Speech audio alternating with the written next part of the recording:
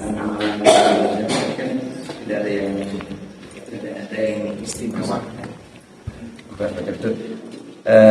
Namun ada beberapa yang memposting tentang ada sholat mutlak ya, sholat mutlak gitu. Ini sebenarnya dari mana awalnya tiba-tiba muncul seperti itu? Apakah itu ini kan menjadi debatable ya? Jadi apakah itu boleh kita amalkan atau ya saudara kan tadi sampaikan bahwa tidak ada amalan yang khusus untuk Rajab ya, melakukan yang sudah jelas-jelas lah, mungkin seperti bisa saum ya, kemudian saum sunnah yang sudah ada, tahajud itu kan sudah jelas hukumnya. Nah kira-kira menyikapi yang hal-hal yang khusus seperti apa nih?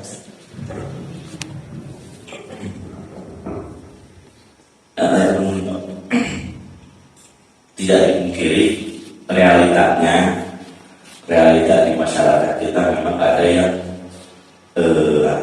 mengkhususkan bulan Rajab dengan ibadah tertentu, baik itu sifatnya salat maupun sifatnya saum.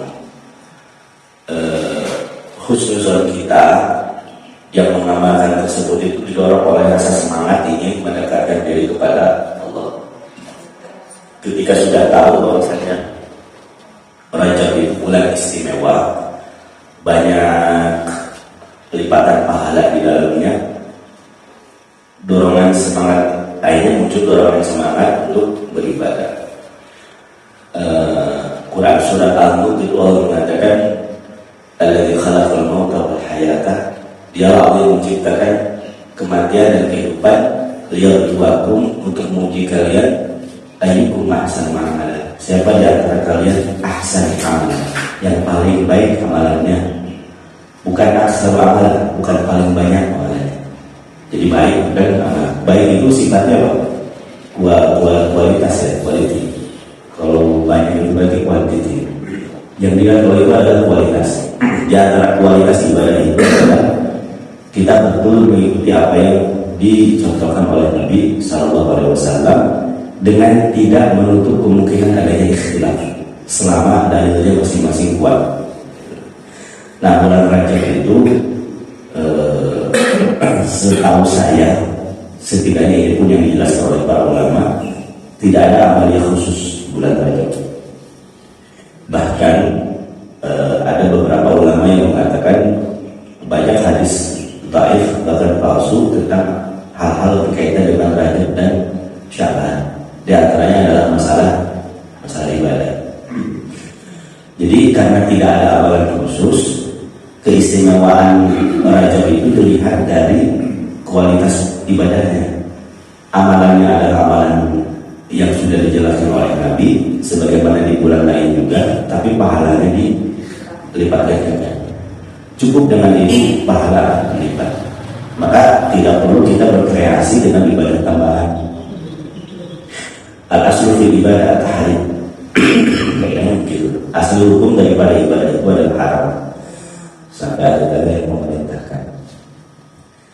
Sementara asli hukum di luar ibadah itu boleh, sampai ada dalil yang mengharamkan. Makan boleh segala dimakan, kecuali yang diharamkan oleh Allah. Makanya saya termasuk tidak sepakat dengan sertifikat halal. Saya lebih sepakat dengan sertifikat haram. Cuma masalahnya nggak mau dijual menempelkan sertifikat haram di makanannya. Siapa yang membeli gitu? Nah, ini karena masalah teknis, akhirnya yang ditempel adalah sertifikat halal. Padahal maksudnya yang ditempel itu adalah sertifikat haram. Jadi kalau ada babi di keningnya cap haram. Tapi ya itu masalah teknis. Kalau sertifikat haram ya susah orang mau menempelkan, maka diganti menjadi halal.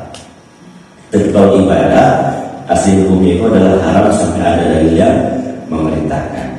Tapi kalau sholat mutlak tadi, sholat mutlak kan memang bisa dilakukan kapanpun ya. Kalau sholat mutlak ya, sholat mutlak itu sholat kita ada keinginan untuk sholat, sementara tidak ada waktu sholat khusus, tapi di luar waktu yang dilarang. Sholat mutlak itu, contoh misalnya begini, kita sholat zuhur di masjid, kemudian sholat ba'diyah zuhur, kemudian pulang hati gelisah, aduh gelisah dia, saya mau sholat wudhu 2 rakaat itu sholat mutlak. Nah itu kan masih boleh dilakukan. Tapi kalau misalnya ada sholat macam dikhususkan di bulan Rajab, nah itu tidak ada amalan khusus ketika bulan Rajab. Insya Allah ibadah yang kita lakukan seperti biasa pun selama itu ikhlas di bulan Rajab itu berlipat ganda. Wallahu a'lam.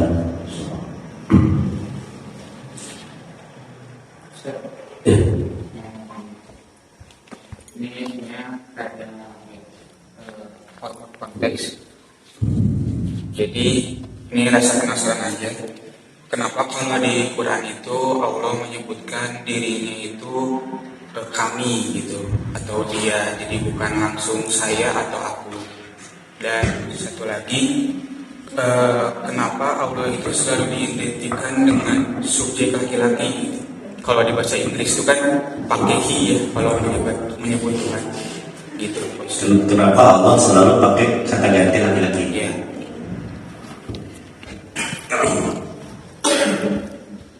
Tidak ada pertanyaan.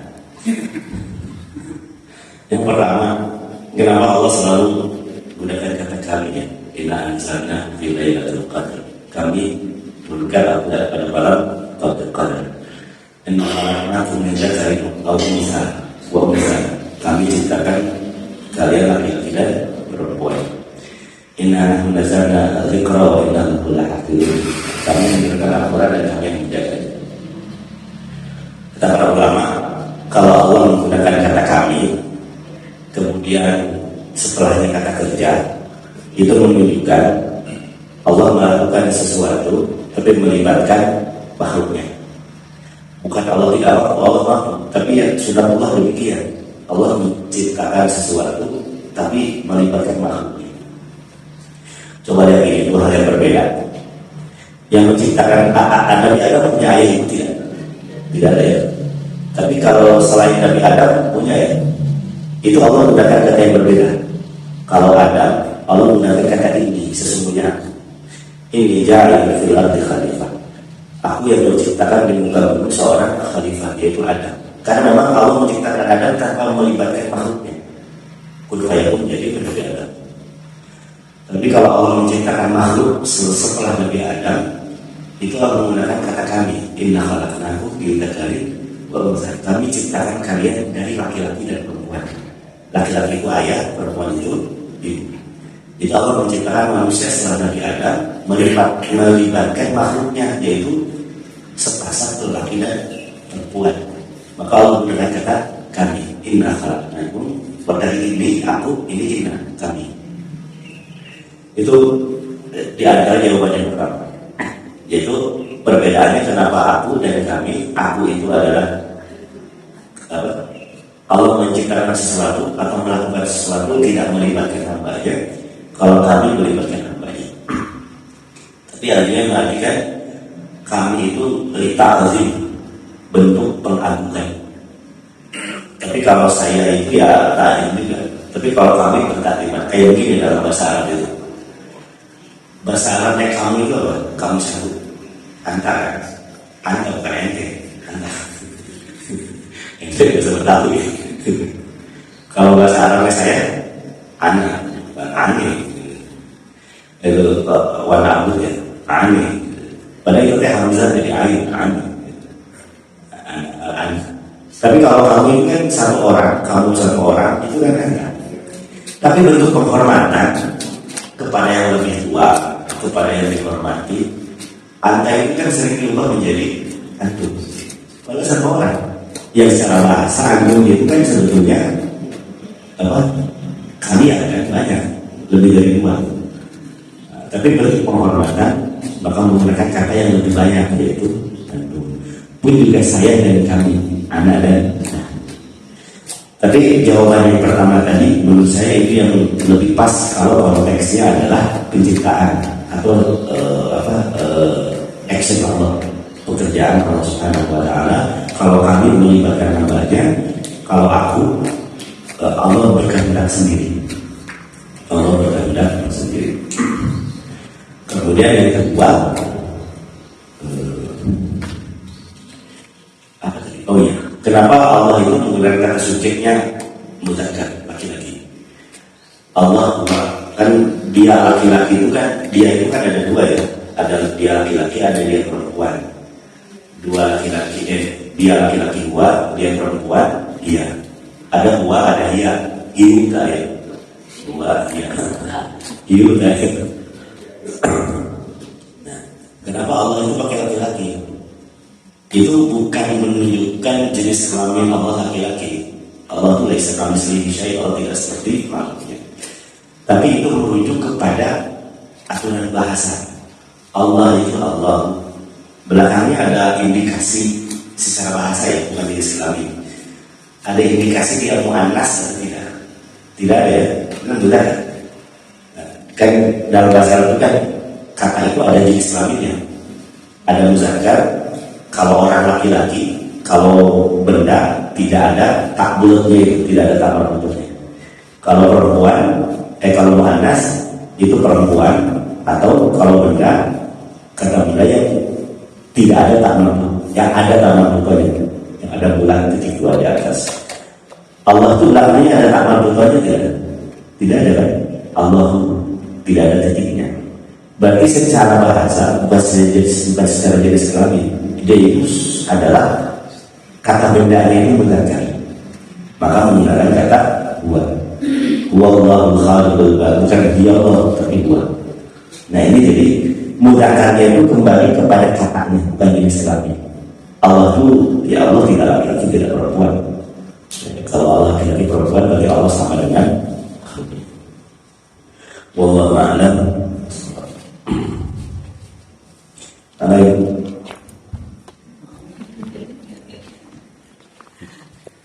YouTuber. Assalamualaikum warahmatullahi wabarakatuh. Waalaikumsalam. Ini Pak Ustadz mengenai sholat tasbih, apa itu ada hadisnya? Soalnya misalnya kita sholat tuh kalau satu rakaat itu bertasbih 75 kali. Kalau 4 rakaat berarti 300 kali. 300. Misalnya itu ada yang dikatakan boleh dilakukan setiap saat ataupun misalnya minimal 1 tahun 1 kali. Apa itu ada hadisnya? Assalamualaikum warahmatullahi wabarakatuh. Salam. Ini salat tasbih ini termasuk di antara salat yang debatable ya, mengenai riwayat kekuatan hadisnya. Ada yang mengatakan semakin banyak semakin baik. Ada yang mengatakan paling tidak dalam seumur hidup 1 kali salat tasbih. Tapi ada yang mengatakan ini harus terbaik salat tasbih itu. Ya memang problematika dalam ilmu hadis itu bukan hanya masalah matanya redaksinya, tapi juga kekuatan hadis itu soalnya atau tidak. Kalaupun hadis itu baik, apakah itu berkaitan dengan akidah ataukah hanya amalan biasa? Itu pun penyikapannya para ulama berbeda pendapat. Tapi menurut saya begini, al-khuruj an khilaf mustahab. Kaidahnya begini, keluar dari perkara yang diperdebatkan menuju kepada perkara yang disepakati itu lebih baik. Ada 2 hal. Perkara pertama ini diperdebatkan. Perkara kedua ini disepakati oleh para ulama. Lebih baik kita disibukkan dengan yang disepakati daripada kita disibukkan dengan yang diperselisihkan oleh para ulama. Yang disepakati itu kan ibadah banyak sekali. Sholat sunnahnya banyak yang disepakati oleh para ulama, kesayangannya, kemudian sahur juga banyak gitu. Mending kita disibukkan dengan hal yang disepakati oleh para ulama kesalahannya daripada disibukkan dengan perkara yang diperdebatkan. Sekarang ibu baca apa tadi? 300 kali. Tadi kan yang pegel, yang haus, capek gitu ya. Sebenarnya ini diperdebatkan oleh para ulama. Tapi di sisi lain ini ada yang disepakati oleh para ulama. Kita lupa dengan yang disepakati ini. Beliau disebutkan dengan ini. Beliau disebutkan dengan yang disepakati oleh para ulama. Yang boleh jadi perkara yang disepakati oleh para ulama pun kita belum maksimal. Kita malah mengejar kepada yang diperdebatkan. Gitu ya. Allah a'lam.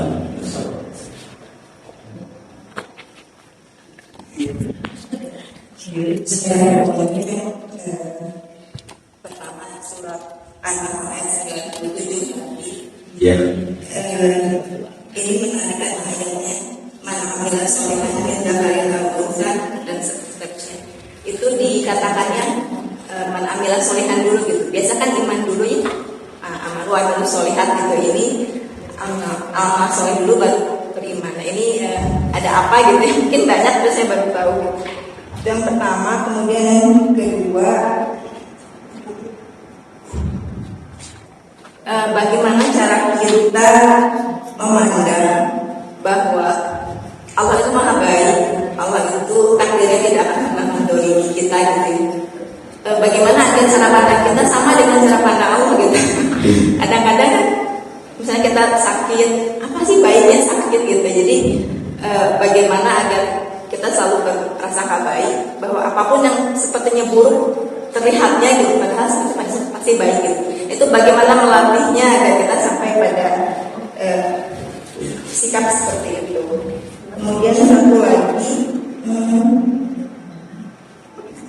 mungkin kita sering sekali melakukan kesalahan ya. Sepertinya kita sudah beramal soleh, tapi bisa jadi misalnya ketika berniatnya mungkin karena orang lain atau apa gitu. Apakah ketika kita nanti bertaubat si amal itu tetap dihitung atau tetap jadi hapus gitu, karena memang tidak sempurna berarti kan amalnya gitu. Itu saja yang bisa Pak Mufti. Yang pertama, An-Nahl 97 ya. Memang dalam ayat yang lain seringkali iman dulu beramal saleh. Innalladzina amanu wa 'amilus shalihati lahum ajrun 'inda rabbihim sampai akhir. Tapi kenapa di An-Nahl 97 itu amal saleh dulu? Man 'amila shalihan min dzakarin aw untha. Iman. Siapa yang beramal saleh, laki-laki dan perempuan. Sebetulnya ada. Kan ini syarat amalan diterima itu kan imannya. Iman itu menjadi syarat suatu amalan diterima. Percaya kepada Allah dan percaya dengan apa yang harus dipercayai, itu syarat amalan kita diterima. Makanya dalam banyak ayat selalu perintahnya itu kalimatnya itu adalah iman dulu, karena dia sebagai syarat. Innalladzina amanu wa 'amilus shalihat. Tapi dalam surat An-Nahl 97 itu man 'amila shalihan, langsung amal saleh. Man 'amila shalihan min dzakarin aw untha. Tapi sebetulnya kata imannya tidak betul. Wa huwa mu'min. Sementara dia adalah orang yang beriman. Berarti kan ada syarat itu ya. Terjemahnya begini. Man 'amila shalihan, siapa yang beramal baik min dzakarin aw untha, dari laki-laki dan perempuan, wa huwa mu'min, dengan syarat dia adalah yang beriman. Berarti dia iman juga. Ada syarat iman dulu di situ, baru dia beramal saleh. Hanya redaksinya dalam Al-Quran imannya itu syaratnya itu dikebelakangkan. Syaratnya itu dikebelakangkan. Tapi dalam proses beramal saleh tetap dia syarat iman dulu. Makanya kalimatnya wa huwa mu'min, sementara dia adalah orang yang beriman. Tapi justru malah indah ayatnya. Man 'amila shalihan min dzakarin aw untha wa huwa mu'min. Jadi iman dulu baru beramal saleh. Jadi sebetulnya secara substansi itu sama dengan yang secara kalimat iman dulu kemudian amal soleh. Cuma ini hanya peletakan kalimatnya saja. Itu yang surat An-Nahl ayat 97. Jadi catatan ini bahwasanya syarat amalan soleh diterima itu adalah iman dulu kepada Allah. Innalladzina kafaru a'malahum kasarab. Orang kafir itu namanya seperti kata Quran. Yang kedua, ini mengenai apa tadi? Cara pandang. Oh ya, cara pandang. Sebenarnya ada satu hadis, saya bacakan hadisnya.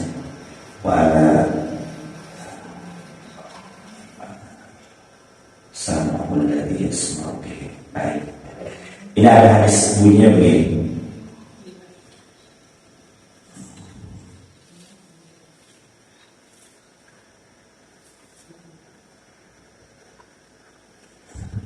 Abi Hurairah, dari Abu Hurairah berkata, Rasulullah bersabda, Inna Allah Ta'ala qala, Allah berfirman.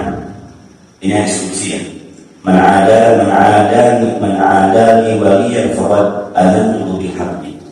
Siapa yang memerangi waliku, maka aku izinkan untuk memeranginya. Wa ma taqarraba ilayya 'abdi bi syai'in ahabbu ilayya bima aftaratuhu 'alayhi.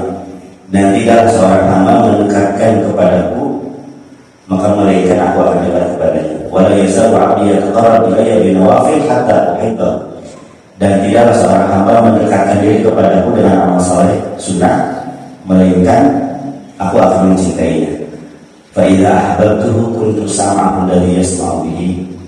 Apabila aku mencintai hamba tersebut, kuntu sam'ahu alladhi yasma'u bihi, maka gimana terjemahnya dia? Maka pendengarannya pasti akan sama dengan apa yang aku dengar. Wa basarahu alladhi yubsiru bihi, apa yang dia pandang pasti dengan cara pandang aku, dengan ridha aku maksudnya.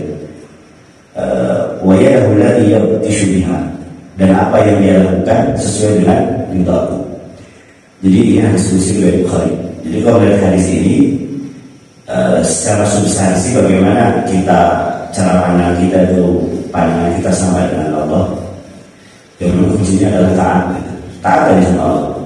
Insya Allah apa yang dilakukan kita itu sama dengan apa yang Allah gariskan. Kalau masalah cari tahu, sebetulnya gimana sih apa yang Allah inginkan gitu. Yang memang yang Allah inginkan secara garis besar itu ya amal saleh. Kita beramal saleh, pasti apa yang cara pandang kita sama dengan cara pandang Allah Subhanahu wa Ta'ala. Ini hadisnya nanti mungkin saya share ke grup ya. Hadis-hadis ini ya, cara mendapatkan kecintaan Allah, bagaimana apa yang kita pandang sesuai dengan Allah Subhanahu wa Ta'ala. Tapi secara garis besar intinya adalah mendekatkan diri kepada Allah Subhanahu wa Ta'ala. Ini ketiga, bentar aku. Bila sudah berbuat baik kemudian. Oh ya. Kita beramal soleh, ada niat sedikit, tapi kemudian kita istighfar gitu ya. Apakah amal solehnya itu akan jadi baik? Begini, kita sholat 5 waktu sholat wajib. Setelah sholat wajib, kemudian kita salam. Setelah salam, kalimat yang pertama kali diucapkan itu apa? Istighfar ya. Astagfirullah. Syekh Mutawalli Sya'arawi itu mengatakan, kenapa ucapan yang pertama kali diucapkan setelah sholat itu kita mengucapkan istighfar, bukan mengucapkan subhanallah atau yang lain. Itu beliau mengatakan ini sebagai ungkapan permohonan dari hamba yang selesai mengerjakan sholat, khawatir dalam sholatnya itu ada sesuatu yang kurang. Boleh jadi dari segi niatnya yang salah, bukan karena Allah, atau boleh jadi dari segi tata caranya. Maka disunahkan setelah sholat itu memperbanyak istighfar. Setelah sholat mohon ampun. Mohon ampun itu adalah memohon ampun dari sesuatu yang terdekat dengan kita. Yang terdekat bagi depan itu adalah sholat. Khawatir di dalamnya itu ada kekurangan, maka perbanyak istighfar setelah. Jadi kalau orang berbuat baik, kemudian di situ banyak kekurangan, kemudian kita bertobat kepada Allah, apakah amalannya akan hilang? Kalau menurut saya sih melihat penjelasan Syekh Mutawalli Sya'arawi tadi, tidak. Jadi kita mohon ampun kepada Allah dari kekurangan ibadah kita, ya ibadah kita insya Allah tidak akan dihapus oleh Allah. Yang ada pun maksud Rasul hadis tadi mengatakan begini, inna akhwafa ma akhafu alaikum asyirkul asghar. Yang paling aku takuti menimpa umatku itu adalah syirik kecil. Syirik kecil itu apa ya Rasulullah? Kata para sahabat, Rasul mengatakan riya. Itu memang orang yang dimanjakan oleh kondisi seperti itu, memang dalam kondisi seperti itu. Tapi kalau setelah bertobat, ya Allah maaf, amalannya tidak akan hilang. Wallahu a'lam.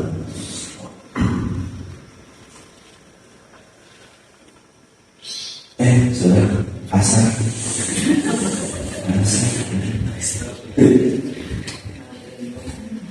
Ada lagi? Tidak ada. Baik, Bapak Ibu yang Allah muliakan, kita cukup pembahasan kita pada pagi hari ini. Kekurangan pasti ada yang mohon dimaafkan. Kita bertahan lagi selama majelis. Subhanallah wa bihamdika asyhadu an la ilaha illa anta astaghfiruka wa atubu ilaik. Wabillahi taufiq wal hidayah. Assalamualaikum warahmatullahi wabarakatuh.